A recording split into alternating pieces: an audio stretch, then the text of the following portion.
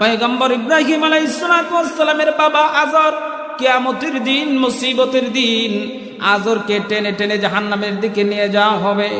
বাবা ইব্রাহিম আলাইহিস সালাতু ওয়াস সালাম দাঁড়ায় থাকবে যে তার বাবাকে টেনে টেনে জাহান্নামের দিকে নিয়ে যাওয়া হচ্ছে। ইব্রাহিম পয়গম্বর আল্লাহর নিকট মুনাজাত করবেন, দোয়া করবেন, প্রার্থনা করবেন, রব্বে কারীম, আমার বাবাকে টেনে টেনে জাহান্নামের দিকে নিয়ে যাওয়া হচ্ছে, সন্তান হিসেবে আমি সহ্য করতে পারছি না। আল্লাহ পাক রব্বুল আলামিন বলবেন, হে ইব্রাহিম, তুমি তোমার পায়ের দিকে তাকাও, পায়ের দিকে তাকাও।